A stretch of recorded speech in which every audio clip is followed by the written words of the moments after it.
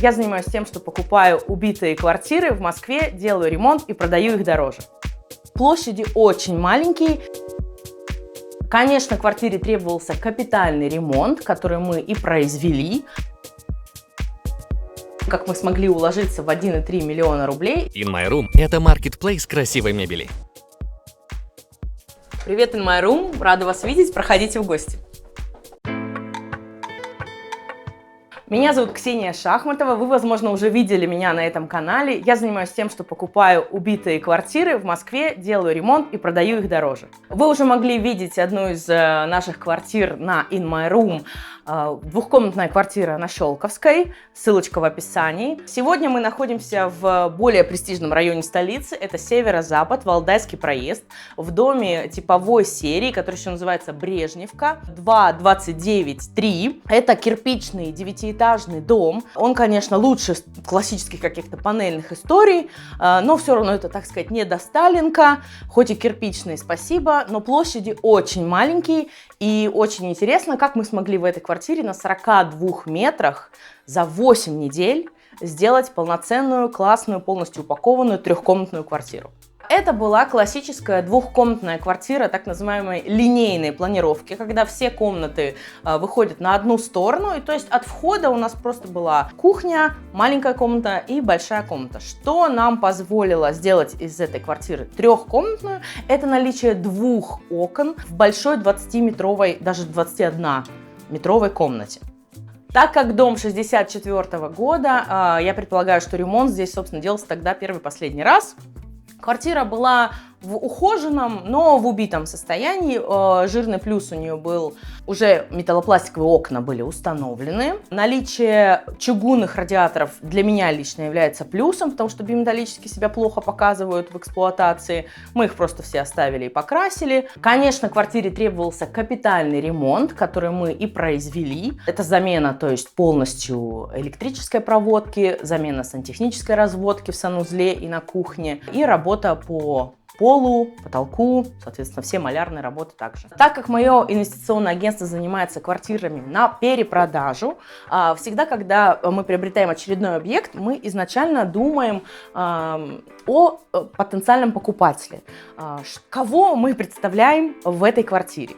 И так как здесь у меня родилась молниеносная идея сделать из двушки трешку, то здесь уже было логично, здесь комфортно сможет размещаться семья минимум из 3 человек. Так что тут есть определенные фишки, рассчитанные именно на семью, на проживание, так сказать, 3+ человек в этой квартире, о которых я вам обязательно расскажу подробнее чуть позже. Если вы интересуетесь темой бюджетного преображения квартиры, я с радостью поделюсь с вами всеми своими находками и тем, как мы смогли уложиться в 1,3 миллиона рублей и сделать из этой квартиры конфетку. А также, в принципе, расскажу, за сколько мы купили эту убитую квартиру, за сколько продали и какая здесь наша прибыль.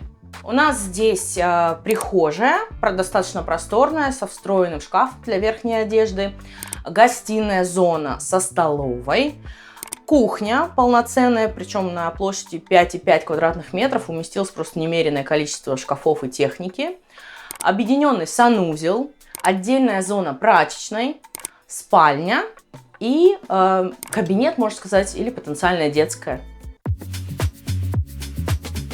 Мы находимся на кухне. Это невероятно миниатюрное помещение, в котором благодаря перепланировке у нас поместилось буквально невпихуемое, по-другому здесь не скажешь.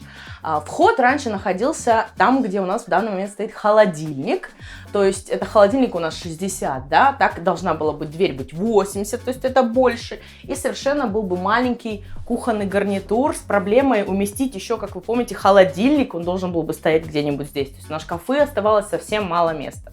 Так как эта квартира предполагается в нашем сознании для семьи, мы сделали здесь поистине царскую кухню. Не в наших правилах так много ставить шкафов, обычно мы стараемся на этом экономить, но я понимаю, что для семьи важно готовить и хранить все эти продукты где-то и домашнюю утварь для готовки. Поэтому мы установили даже 4-комфорочную плиту, чтобы хозяйка могла готовить просто 4 блюда одновременно. Кстати, эти вопросы часто у нас поступают при показе квартир, типа как грустно, что 2 комфорки. Здесь есть место под Вытяжку. Можно обратить внимание, что выведен под нее силовой кабель. Самой вытяжки нет. Ну, это, скорее всего, вариант экономии, честно вам скажу. Но обычно в процессе торга, если люди, как бы для них это существенный вопрос для покупателя, мы можем спокойно установить вытяжку до сделки, там, во время подготовки, это не вопрос.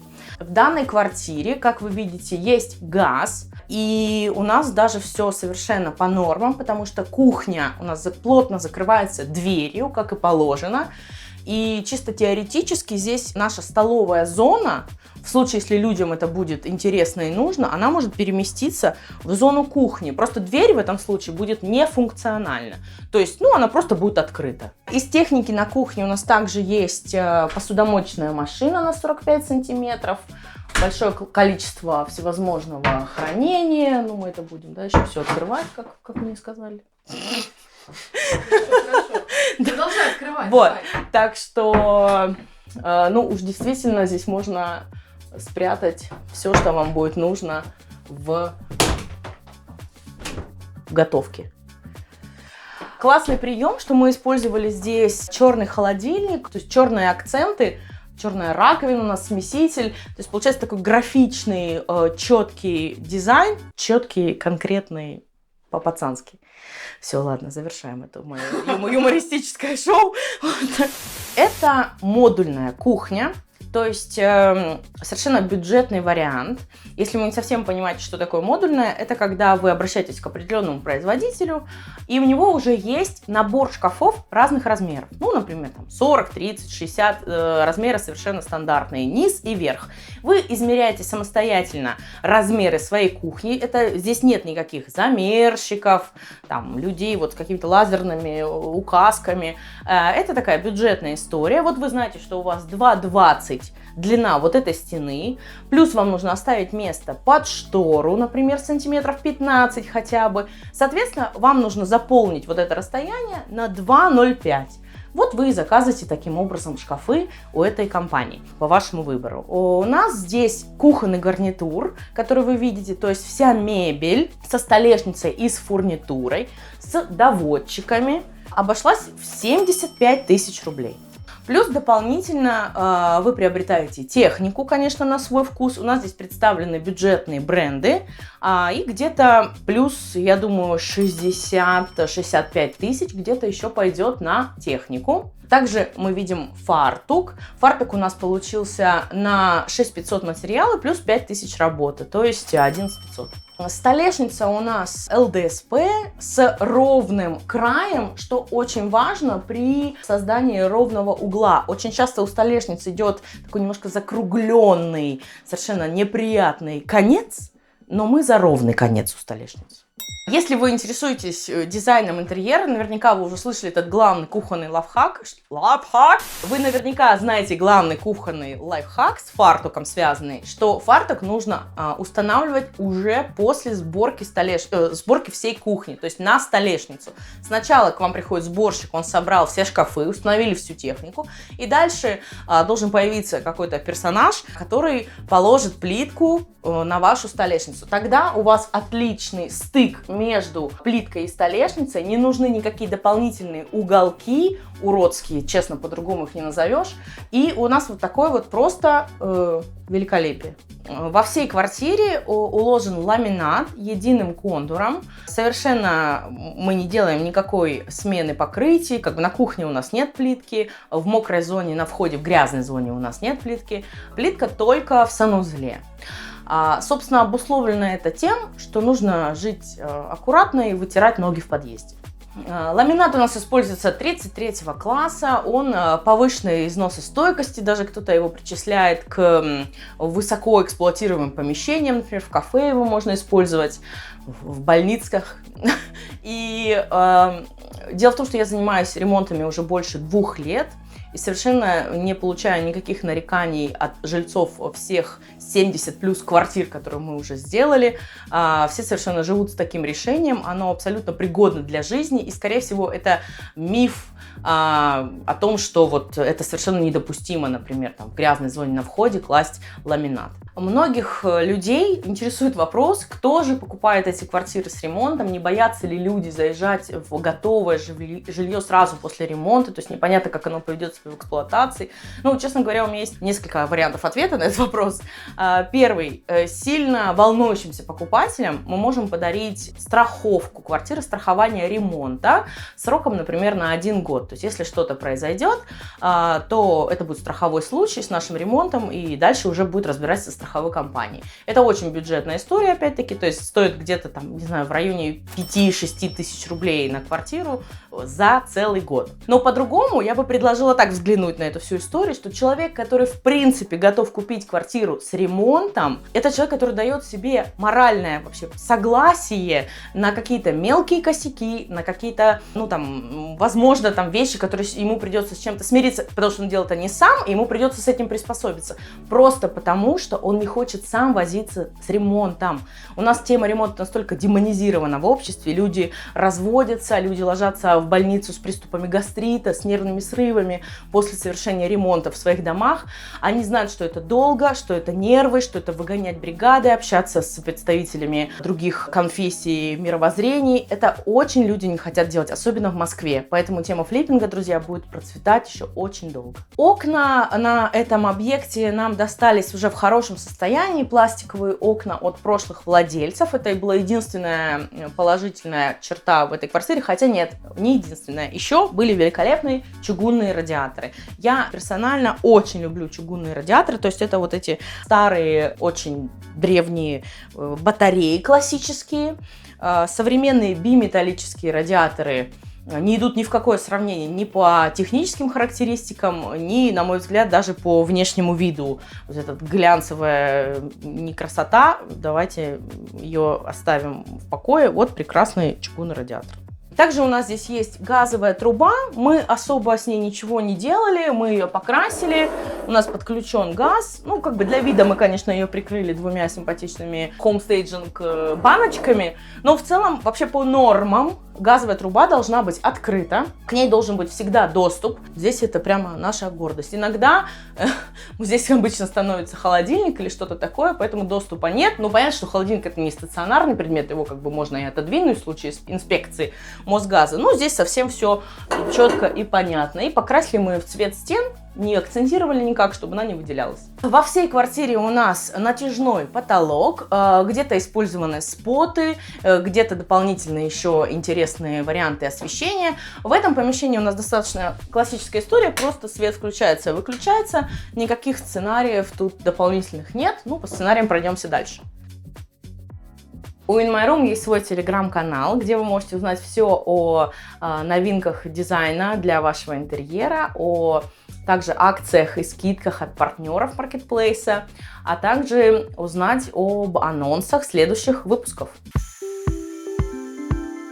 Наша гостиная зона совмещена с столовой. Как я и говорила ранее, стол можно при желании переместить на кухню, и здесь освободится место рядом с окном, но в данный момент здесь и так как бы можно спокойно функционировать с такой планировкой. Благодаря идее, что эта квартира для семьи с 3+ человек, мы редко такое делаем, но здесь установили стол, который раскладывается и из обычного 80-сантиметрового превращается в 110-120 для комфортного размещения 6 человек. В принципе, на оригинальном плане эта комната была небольшая 9-метровая комната, которая сразу была от входа в квартиру, типа маленькая комната. Знаете, как всегда в двухкомнатных квартирах одна комната большая, а другая комната маленькая. Вот, это она. И, соответственно, вход в кухню у нас был там, где в данный момент находится наш прачечный шкаф. Так, ну и наша гостиная состоит из дивана, раскладывающегося, еще дополнительное спальное место на случай, если посетят гости сию квартиру, или теща, например. Лучше ее не пускать сюда, конечно. И зона ТВ. Мы не установили ТВ, тоже по причинам того, что люди часто ну, как-то привержены какой-то определенной марке, классное там качество должно быть. Поэтому мы не стали абы какой телевизор вешать. Если люди захотят, здесь прекрасно есть место. Кстати, по этой самой причине мы не стали на кухню ставить раздвижную дверь или перегородку, потому что тогда она бы заезжала на эту зону и могла бы перекрывать телевизор. А если у людей будет гигантомания, им захочется, чтобы он был просто 3-метровой ширины, то это бы им существенно их огорчило. Так, еще классной фишкой нашей квартиры является вот это зонирование с помощью рейк, потому что это у нас входная дверь, и, собственно, зона прихожей никак не отделена от нашей гостиной. И поэтому мы здесь установили рейки из МДФ, построили из них вот такую вот перегородку небольшую, которая очень классно визуально смотрится. Они сразу продаются в таком цвете, они есть в разных цветах. Вот у нас цвет графит. Стоила эта перегородка 12 тысяч рублей. Ну и работы включены, в работу были наши бригады, мы сразу с ними это обговаривали, что здесь будут рейки. Так, магия кино. В кадре появился Пуф. Он немножко потерялся где-то в этой бездонной квартире, но это его предназначение. Прихожая зона, место, где можно разуться, посмотреть на себя в зеркало, ощутить себя в едином, так сказать, порыве с этой квартирой. Я сегодня старалась, чтобы гармонизировать со стенами. Также у нас есть встроенный шкаф. Он делался на заказ у наших проверенных поставщиков, контакты которых я не даю, потому что иначе они будут очень плохо работать, их все будут рвать на части. Несущая балка, которую мы вот так обыграли встроенным шкафом, чтобы не пропадало это место. По-хорошему здесь можно еще поставить даже какую-то консоль, ну, на данном этапе, или там вот сюда какой-то небольшой столик, может быть, для ключей, для каких-то мелкой мелочи. Ну вот в данный момент прихожая выглядит такой достаточно просторной, без лишнего визуального мусора. В шкафу у нас также спрятался новый щиток, так как электрику в квартире меняли, мы завели щиток в квартиру, чтобы все были автоматы, чтобы можно было регулировать напряжение здесь. И слаботочка для интернет-модема, можно его также сюда установить. Также у нас здесь получилось еще поставить такие небольшие полочки, все из-за того, что из-за несущей конструкции дома. В кирпичном доме что хорошо, что стены все не несущие, но есть несущие пилоны, которые, конечно же, нельзя трогать. Вот это один из них. Но все равно шкаф получился совершенно суперфункциональным. Штанга для верхней одежды, для курток. И вот такие вот, ну, например, для шапок, шарфов. Также что-то для сезонного хранения сверху. Помните, я вначале вам говорила про постирочную. Я думаю, все сгорают от нетерпения узнать, что же это за пространство. Вот, собственно, за моей спиной находится санузел. Вот это место было проходом на кухню. Благодаря нашей суперграмотной, а главное законной перепланировке, здесь у нас нечто невероятное, а именно постирочная. Ну, возможно, скептики скажут, что зачем вы ее так называете, это всего лишь шкаф. Но, друзья, это очень эффективный шкаф. На данный момент, например, он вмещает в себя даже обувь сотрудников In My Room. Вот. А именно здесь, именно на этом месте может стоять стиральная машина. У нас есть вывод воды и канализации в этот шкаф. И вот очень большие широкие полки для хранения. Здесь глубина около 80 сантиметров получилась. То есть можно хранить просто, и, не знаю, постельное белье, стиральные порошки, и какие-то обувь, коробки. То есть я думаю, что семья разберется, что здесь хранить.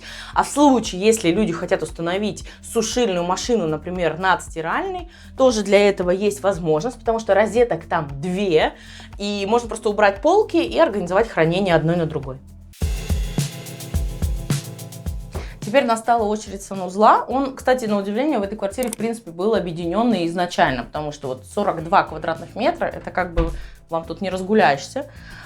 И он у нас получил небольшую, также внутреннюю перепланировку установки сантехники. То есть мы немного переделали зоны расположения всех моющих средств и ответственных мест. То есть раньше унитаз находился здесь, здесь была раковина. Ну, мы как бы подумали, что для большой семьи, возможно, лучше понадобится раковина побольше, чтобы люди могли вместе, ну, если это дети, да, или что-то, как бы вместе мыть руки и носы здесь. Ну, и на унитаз уж как-нибудь тоже все поместятся. В принципе, квартира выполнена в нейтральных тонах, и, как вы заметили, здесь есть вот этот изумрудный акцент. Мы его использовали в очень умеренных вариантах, то есть вот, например, в санузле, да, когда дверь закрыта, вы его совершенно не видите. И у нас есть небольшой выкрас в зоне зеркала, ну, потому что понятно, что от цвета устаешь, особенно от такого яркого и насыщенного, поэтому основной у нас цвет белый, светлый, мебель также там бежевая, светлая, ну и вот мы себе дали вот риск только в таких недоступных местах. У нас здесь в зоне раковины классный вариант подсветок. Можно включить подвесной светильник у зеркала, можно включить зеркало просто на подсветку. Также из коммуникации, из нужных вещей в любом санузле, конечно, у нас есть доступ к коммуникациям внутри короба. Это стояки горячей холодной воды и канализация. Кто-то скажет, что это очень мало для ремонта. Но, друзья, если труба течет, всего будет мало для ремонта. Как бы долбить будут у соседа снизу, сверху. Тут как бы вам не поможет этот люк. Но у нас есть люк для каких-то ревизионных, неаварийных работ. Также есть люк под ванной для прочистки слива, для контроля, также чтобы там ничего не подтекало от смесителя. Можно к нему прекрасно вот иметь доступ рядом с унитазом. В санузле у нас классическая история использования комбинированной темы. Это плитка плюс покраска. Конечно, это очень бюджетная история. Плитка у нас, вот вам может показаться, что она мелкоформатная, как будто бы это вот как бы 10 на 10 такие симпатичные плиточки. На самом деле это одна плитка 60 на 20, в которой помещены вот эти вот квадратики, что тоже, соответственно, улучшает процесс монтажа, а так как рабочие, с которыми мы работаем, это не самые квалифицированные персонажи, это очень нам облегчает финальную приемку работ. Ну и покраска. В данном случае используется краска для высокоэксплуатируемых помещений, для ванных, для кухонь, она моющаяся. По бюджету это, естественно, получается лучше, чем просто всю плитку сделать во всей ванной. Ну и плюс к тому же это еще и визуально намного более выигрышно, потому что санузел получается как отдельная интерьерная комната, а не просто как бы место для нужды. Значит, здесь могут возникнуть у очень взволнованной публики вопросы, а как же шторка, или вот, может быть, такое модное здесь поставить стекло. Ну, друзья, оставляем это на откуп будущим владельцам, совершенно по интересам, кому что ближе. Можно установить и стекло, ну, как бы, как оно в эксплуатации, как его мыть. Это уже вопрос на любителя. Или классическую шторку повесить, совершенно никакой проблемы нет. У In My Room появился свой подкаст, и там речь идет не только о ремонтах и вот этих классических всех тем дизайна интерьера, но обсуждаются все возможные классные современные темы, и путешествия, и какая-то флористика, и другие интересные темы. Подписывайтесь на всех площадках, ссылка в описании. Если говорить о состоянии пола и того, что вообще нам с ним пришлось сделать, ну, это не самый был здесь худший вариант. Новую стяжку или там наливной пол мы не лили. Здесь был старый паркет. Состояние его было не очень хорошее. Мы его подняли, демонтировали. Паркет лежал на лагах. Лаги были прекрасного качества, сухие. Мы их укрепили сверху листами ОСБ и уже сверху положили подложку и новый ламинат. Ну, давайте пойдем в одну из двух спален в этой квартире. У нас здесь, ну, можно сказать, наверное, хозяйская спальня, потому что вторая комната у нас оборудована как кабинет-детская. В спальне у нас есть прикроватные тумбы, которые выполнены в формате одна консоль, которая может быть еще и рабочим столиком или туалетным столиком, и просто тумба, положить что-то, почитать. У нас здесь кровать, конечно же, с подъемным механизмом. На все свои проекты я ставлю такие кровати, потому что это очень удобное место хранения. Каким образом вообще получилась эта комната? То есть она была такого же точно размера, еще вторая ее часть за этой стеной. Эту стену мы построили сами, разделив таким образом 22-метровую комнату на две равные комнаты, где-то там по 11, по 10 метров. Эти тумба и консольный столик очень бюджетные, буквально в рамках там 2-2,5 тысяч рублей удалось найти, и вот так они классно вписались в наш интерьер. Часто мы прибегаем к этому приему, что у нас штора находится на всю, мы вешаем штору на всю ширину стены, потому что я даже не могу представить, как бы это выглядело убого, если бы у нас, например, штора была только на ширину окна. То есть для чего тогда нам нужно это место, совершенно непонятно. Вот эта зона, она впоследствии людьми может быть застроена некими шкафами.